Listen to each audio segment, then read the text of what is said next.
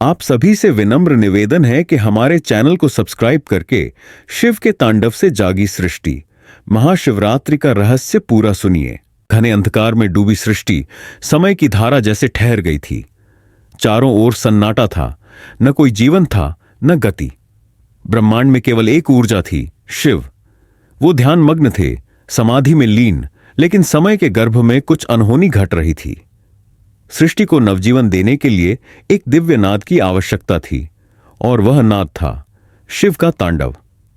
जब सृष्टि को मिला नया जीवन कहते हैं, जब सृष्टि अपने अंतिम क्षणों में थी, जब चारों ओर विनाश का तांडव हो रहा था, तब शिव ने अपने तीसरे नेत्र को खोला। उनके नेत्र की ज्वाला से हर तरफ अग्नि फैल गई और सृष्टि का संतुलन बिगड़ने लगा। देवता भयभीत हो उठे, ब्रह्मा और विष्णु भी चिंतित थे। उन्होंने मिलकर शिव से प्रार्थना की, हे महादेव, सृष्टि को नष्ट न करें, इसे नया जीवन दें। शिव ने अपनी जटाएं खोलीं, गंगा की धाराएं बह निकलीं और फिर शुरू हुआ तांडव नृत्य, एक ऐसा नृत्य जिसने पूरे ब्रह्मांड को हिला दिया। शिव का हर कदम सृष्टि में कंपन पैदा कर रहा था। जब उन्होंने डमरू बजाया तो सृष्टि के कण कण में कंपन फैल गया।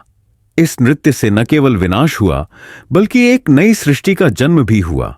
महाशिवरात्रि का महत्व कहा जाता है कि यही वह रात्रि थी जब शिव ने अपनी शक्ति से सृष्टि को पुनः जागृत किया।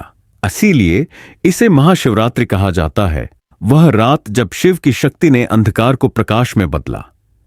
इस रात को शिव भक्त जागरण करते हैं, पूरे मन से भगवान शिव की आराधना करते हैं, क्योंकि यह वही रात है जब शिव अपने भक्तों पर विशेष कृपा बरसाते हैं। शिव का तांडव, विनाश या सृजन। शिव का तांडव केवल विनाश का प्रतीक नहीं है, बल्कि यह नवसृजन का संदेश भी देता है। यह बताता है कि जब कोई पुरानी व्यवस्था समाप्त होती है, तभी नए युग की शुरुआत होती है।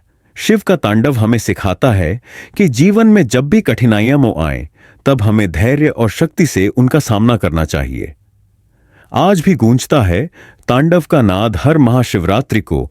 यह दिव्य कथा हमें याद दिलाती है कि अंधकार के बाद सवेरा आता है, विनाश के बाद सृजन होता है और संघर्ष के बाद विजय मिलती है। जब भी हम जीवन में किसी कठिन दौर से गुजरते हैं, तो हमें शिव की इस कथा से सीख लेनी चाहिए।